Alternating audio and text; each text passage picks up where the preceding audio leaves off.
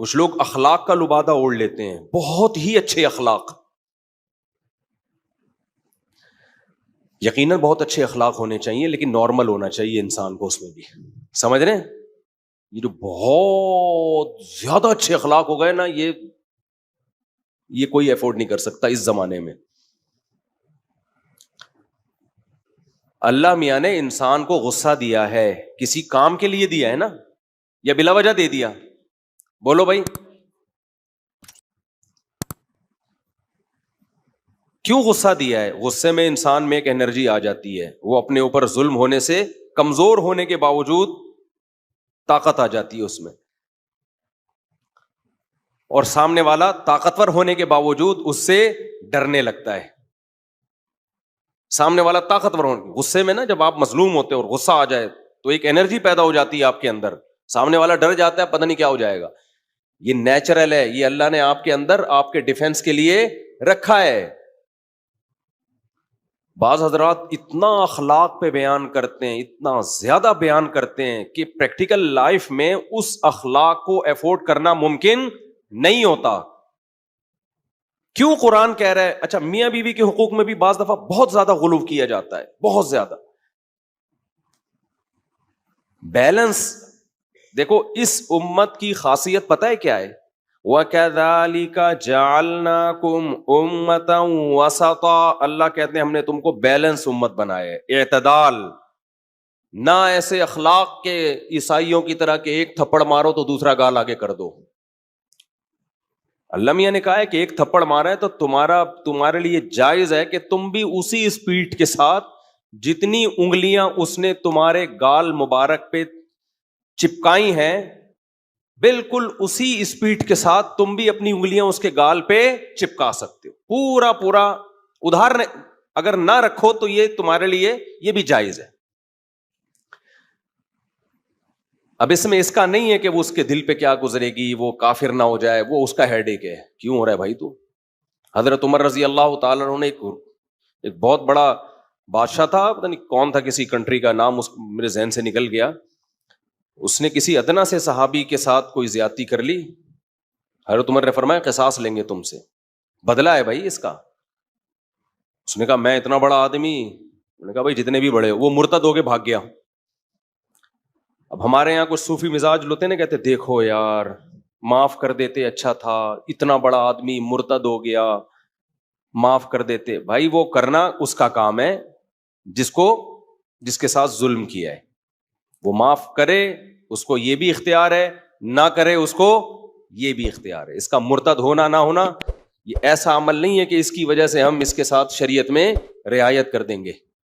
ہم شرعی حدود کے اندر رہتے ہوئے کسی کے اسلام کو بچا سکتے ہیں، شرعی حدود سے باہر نکلنے کی اجازت نہیں ہے۔ لوگ مجھ سے کہہ رہے ہوتے ہیں میری بیوی خودکشی کی دھمکی دے رہی ہے اگر میں دوسری شادی کروں، تو میں ان سے کہتا ہوں یہ تمہارا ہیڈ ایک ہے، ٹینشن کتنی تم برداشت کر سکتے ہو، لیکن اگر وہ خودکشی کر لے گناہ تمہیں نہیں ہوگا، یہ ذہن میں رکھنا، گناہ نہیں ہوگا، اس کو حرام موت کا گناہ ضرور ہوگا، تمہیں گناہ نہیں ہوگا۔ تمہیں جب ہوگا جب تم بھی ٹینشن میں آ کے خودکشی کر لو۔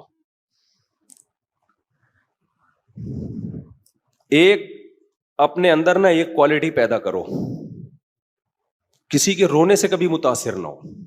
جس نے یہ کوالٹی پیدا کر لی نا، لوگ تو کہیں گے سخت دل، پتھر، سمجھ رہے ہو؟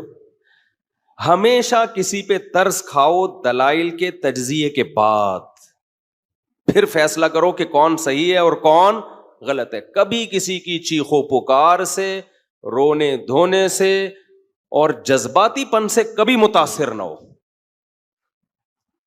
ہماری قوم نعروں سے، جذباتی باتوں سے، جذباتی تقریروں سے، رونے دھونے سے بہت متاثر ہوتی ہے، یار زبردست، یہ ہے ایک نمبر۔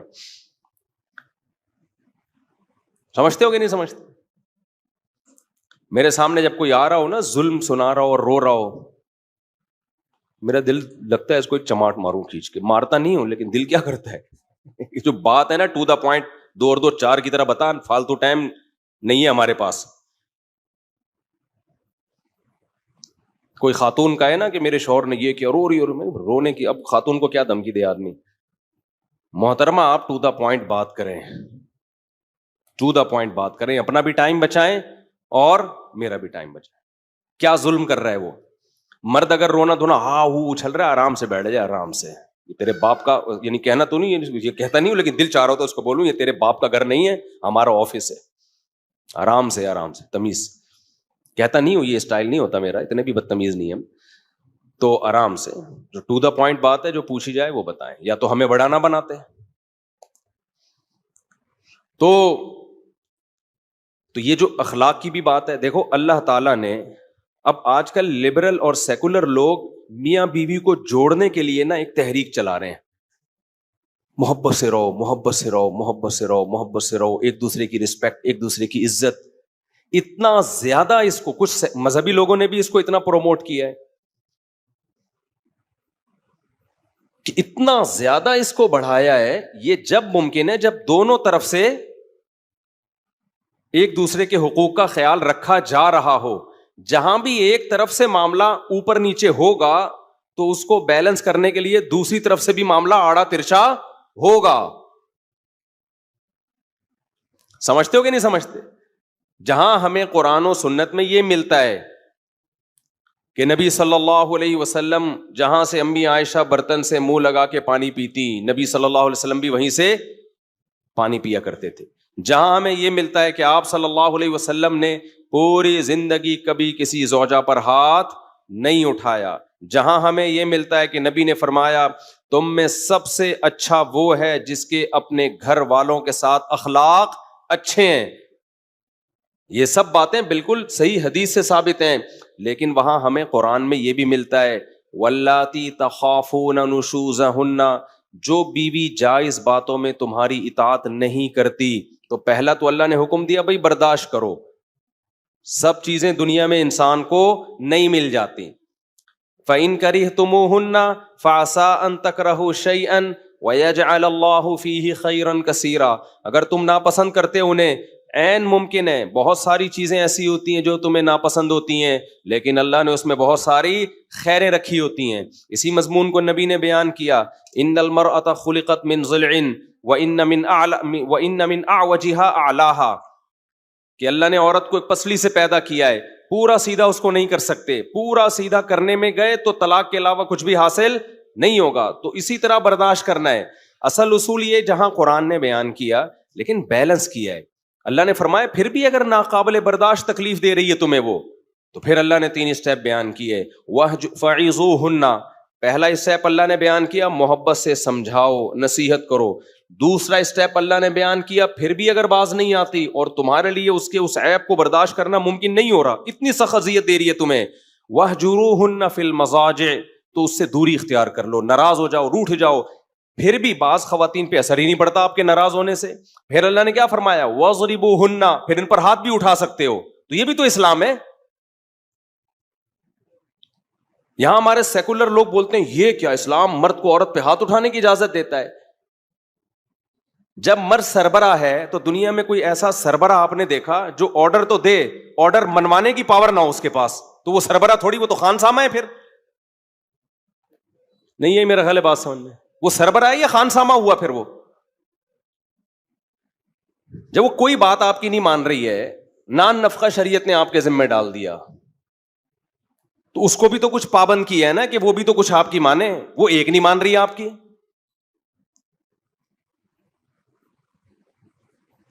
طلاق دینے میں آپ کو پتا ہے کہ آج کل کیا ہوتا ہے, پہلے بھی بہت کچھ ہوتا تھا, آج کل تو ایسا بیڑا غرق ہوتا ہے مرد کا بھی عورت کا بھی.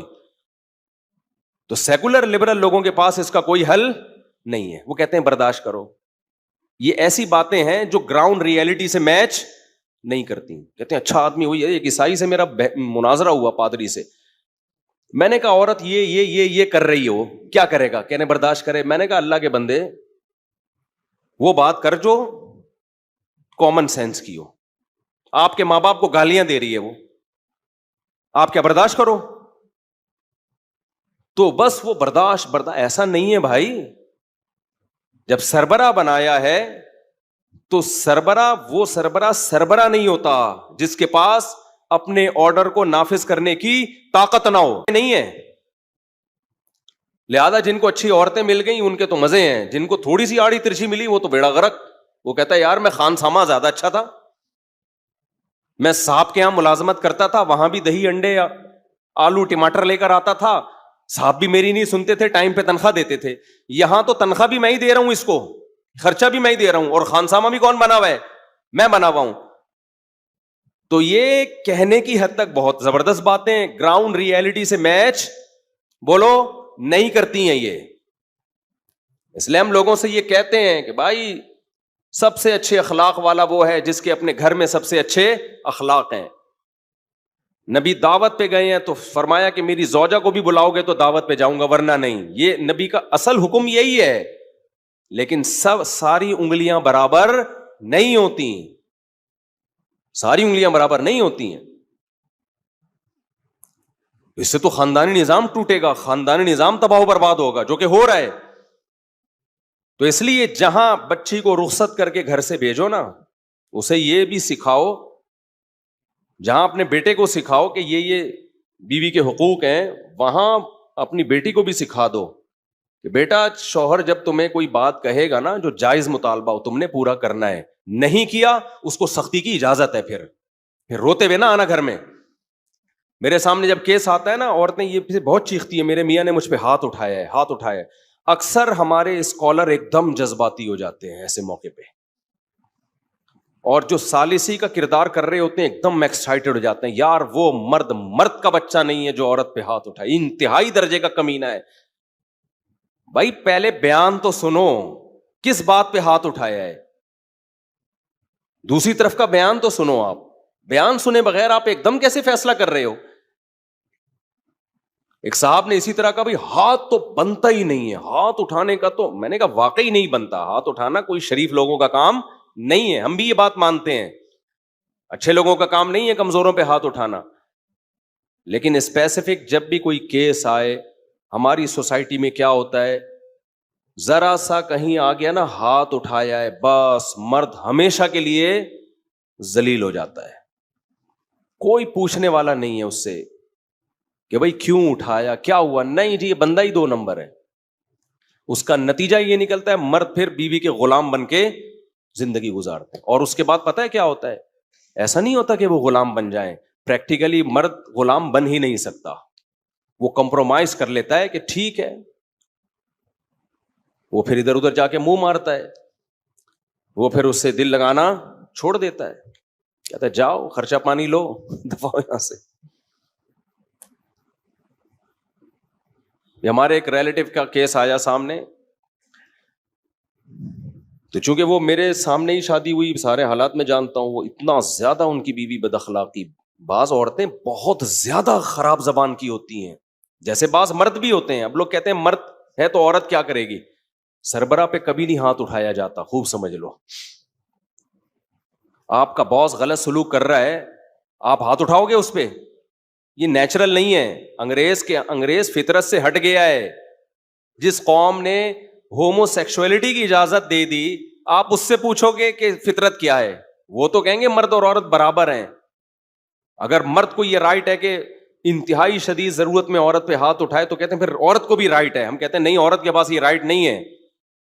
دنیا میں کہیں بھی ایکوالٹی کی بیس پہ کوئی کنٹری نہیں چلتا, تو کوئی گھر چل سکتا ہے؟ بولو ہے بھائی, کوئی گھر چل سکتا ہے مساوات کی بیس پہ؟ دنیا میں کوئی ایسا ملک دیکھا جہاں سربراہ کو تو اجازت ہو کہ ماتحتوں کو پنشمنٹ کرے, ماتحتوں کو بھی اجازت ہو کہ سربراہ کے سر پہ جب چاہے ڈنڈا مار دیں جا کے؟ کبھی دیکھا آپ نے؟ اور سارے برابر ہوں, سب کے سیم حقوق ہوں, وہاں ایس ایچ او اور ڈی ایس پی میں فرق ہی نہ ہو. کبھی دیکھا آپ نے؟ نہیں جی, ڈی ایس پی تو ڈانٹ سکتا ہے ایس ایچ او کو, ایس ایچ او کیوں نہیں ڈانٹ سکتا؟ اس کا بھی وہی سیم حق ہے. بھائی تھانے کا سارا سیٹ اپ کیا ہو جائے گا, بولو نا, برباد. جب بھی کوئی کہا کرے نا مرد اور عورت برابر ہیں انسانیت کی روح سے, تو آپ ان سے بولا کرو ایس ایچ او اور ڈی ایس پی برابر ہے ایز اے انسان, ٹھیک ہے نا. وزیر اعظم اور عوام برابر ہیں ایز اے انسان, صدر مملکت اور پبلک برابر ہے ایز اے انسان, بریگیڈیئر اور میجر برابر ہیں ایز اے انسان. لہذا بریگیڈیئر کو بھی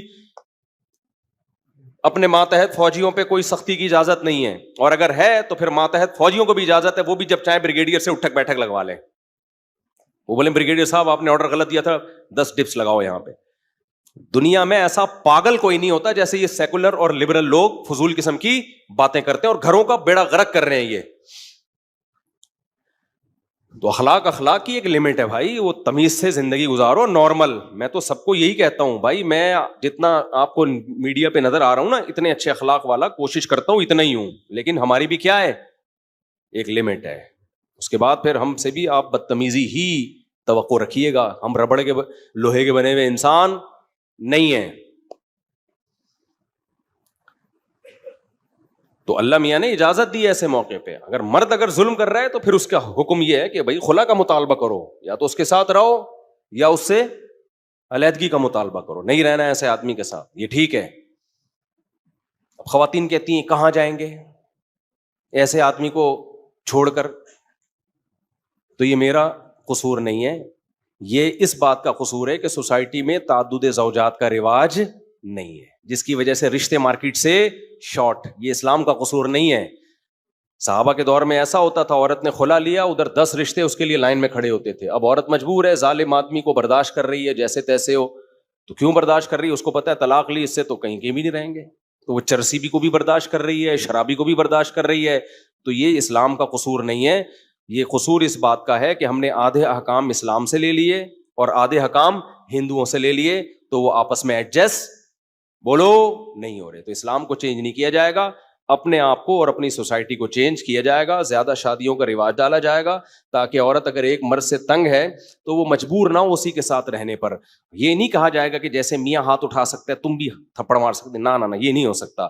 سو یہ کہا جائے گا بھائی اگر یہ ظالم ہے, حقوق ادا کرنے پر آمادہ نہیں ہے, یا تو کمپرومائز کرو یا اس سے علیحدگی لو. علیحدگی کے لیے اس کو آمادہ کیا جائے گا, اس کے بہت سارے طریقے ہیں, وہ بھی میرا ٹاپک نہیں ہے. تو علیحدگی کے بعد 20 رشتے تمہارے لیے لائن میں کھڑے ہوں گے, جہاں چاہو کرو. صحابہ کے دور میں طلاق یافتہ عورت کی 10 دفعہ شادی ہو سکتی تھی, بیوہ عورت کی 20 دفعہ شادی ہو سکتی تھی, ان کے لیے رشتوں کا کبھی کوئی مسئلہ کھڑا نہیں ہوا. ہمارے یہاں عورت کو پتا ہے, میں ایسی عورتوں کو جانتا ہوں نامرد آدمی ہیں, پتا ہے کبھی بھی زندگی میں اولاد نہیں ہوگی, 20 سال اس نامرد کے ساتھ گزارا کیے کہ اللہ اللہ کر کے تو شادی ہوئی تھی, اب اگر اس سے ڈیورس لی ہم نے تو جائیں گے کہاں ہم, طلاق کا دھبا لگے گا. اور پھر اس کا صلہ اس بیچاری عورت کو یہ ملا کہ 20 سال کے بعد اسی مرد نے شک کرنا شروع کر دیا کہ یہ اتنی عافیت کے ساتھ میرے ساتھ 20 سال گزار کیسے دیے, ایسے تو نہیں اس کے غلط تعلقات ہیں. یعنی اس کی وفا کا یہ صلہ دیا اس کو. سمجھتے ہو کہ نہیں سمجھتے ہو؟ تو سوسائٹی کا وہ حل اصلاح کا بتاؤ جو اسلام نے دیا ہے, جو فطرت سے میچ کرتا ہے. کہیں بھی لمٹ کو کراس کرنے کی کوشش مت کرو, سمجھتے ہو؟ تو اس طرح کا نا لوگ, تو ہم نے وہ اخلاق بولا ہی نہیں ہے جو ہم افورڈ نہ کر سکتے. ابھی کیا ہوا ہے, ہم جامعۃ الرشید میں ظہر کی نماز پڑھ کے بیٹھے, ایک استاذ کے ساتھ میٹنگ تھی, بڑے سینئر استاذ, میٹنگ چل رہی ہے. ایک بندہ آیا, السلام علیکم. دوسرا آیا, السلام علیکم. بھائی تم دیکھ رہے ہو ایک بندہ بیٹھا ہوا ہے کسی بات چیت میں, آپ محبت میں کر رہے ہو, میں تو برداشت کر رہا تھا, انہوں نے ٹھیک ٹھاک سنا دی جو میرے ساتھ بیٹھے ہوئے تھے. انہوں نے بولا جاؤ یہاں سے, آپ دیکھ نہیں رہے ہو یار, کیوں بار بار آپ کسی کے معاملات میں ٹانگ اڑا رہے ہو. میں نے کہا شکر ہے آپ نے کر دیا, میں کرتا ویڈیو بنا کے مارکیٹ میں بدنام کر دیتے کہ دیکھو ممبر پہ کیسے اخلاق ہیں, اور یہاں کیا کر رہے ہیں, بدتمیزی سے بات کر رہے ہیں. تو بدتمیزی سے بات بھی واجب ہے, سمجھتے ہو کہ نہیں سمجھتے؟ اگلا کو بھی تو خیال کرنا چاہیے نا. اگر کوئی بندہ کسی جگہ میٹنگ چل رہی ہے کسی کھلے ایریے میں, تو اس کو بار بار جا کے السلام علیکم, بالکل ایسے لگ رہا تھا جیسے نیزہ نکال کے نا میرے پیٹ میں گھوم رہا ہے. تو ایک حد تک چلے گا نا, یہ کیا خیال ہے؟ چھوڑو آپ. مولانا اشرف علی تھانوی رحمۃ اللہ علیہ کی کتاب ہے آداب معاشرت, کیا نام ہے اس کا؟ آداب معاشرت. گوروں میں جو اخلاق ہے نا اس وقت, جو ظاہری اخلاق ہیں, تو انہوں نے 150 سال پہلے 100 سال پہلے وہ لکھے ہوئے ہیں, وہ قرآن و سنت سے, گوروں کو دیکھ کے نہیں, قرآن و سنت کو دیکھ کے. وہ بالکل وہی اخلاق ہیں جو آج یورپ اور امریکہ میں جس کو فالو کیا جاتا ہے. وہ کبھی بھی کسی شخص کے کام میں ٹانگ نہیں اڑاتے. ایک بوڑھے آدمی تھے نا, انہوں نے ایک بچہ سگریٹ پی رہا تھا, اس کو جا کے کہا بیٹا سگریٹ پینے سے عمر کم ہو جاتی ہے. اس نے کہا میرے دادا تو 99 سال کے تھے. اس نے کیا وہ سگریٹ نہیں پیتے تھے؟ کہہ رہے وہ کسی کے کام میں ٹانگ نہیں اڑاتے تھے. سمجھ رہے ہیں؟ خیر بچے نے غلط کہا, ایسے موقع پہ تو تنبیہ بنتی ہے, لیکن اتنی بات تو صحیح ہے نا. تو بھائی ہر چیز میں کیا ہے, ایک حد ہے, لمٹ ہے. ایسا نہیں ہو سکتا کہ آپ کسی کو ستاتے رہے اور پھر لوگ پتہ ہے کیا کرتے ہیں, جب کوئی ایسے بڑے اسکالر اس طرح بدتمیزی کرتے ہیں تو ان کے بیانات ان کو سنانا شروع کر دیتے ہیں کہ دیکھو کتنے اخلاق کی بات آپ کر رہے تھے. میں ڈیفینس میں گیا ہوں, بڑا اچھا تجربہ رہا وہاں میرا, ہوٹل میں بیٹھا ہوا ہوں تو میں نے دیکھا لوگ تنگ نہیں کر رہے. میں تو بڑا انسپائر ہوا یار ڈیفینس والوں سے, تمیز سے بیٹھے ہوئے ہیں. ایک آدمی کی میرے آئی کانٹیکٹ ہوا, جیسے ہی ہوا اس نے کہا, میں نے کہا اتنا اچھا لگا یار. وہ بھی جب آئی کانٹیکٹ ہوا نا مسکرائے, ہم بھی مسکرائے, کیونکہ اتنی تمیز سے بڑے عرصے کے بعد بیٹھنا نصیب ہوا تھا تو اس کی مسکراہٹ پہ دل چاہ رہا تھا کہ 1000 مسکراہٹیں قربان کر دو. اسٹائل تھا نا اس بندے کا, نہیں چھیڑا اس نے نا, حالانکہ فین تھا, عقیدت مندوں میں سے تھا, آ کے بیٹھا, اس کو پتا ہے یار یہ کسی اپنے کام سے آئے ہیں, ان کو تمیز سے یہاں بیٹھنے دو. بیٹھے ہوئے گپ شپ ہو رہی ہے, ہم بھی یوں وہ بھی یوں. اچانک آئی کانٹیکٹ, آدھے گھنٹے بعد میں نے کہا ویل ڈن. جو مسکراہٹ تھی نا, میرا دل چاہ رہا تھا میں جا کے اس کو گلے ملوں. خاندانی آدمی.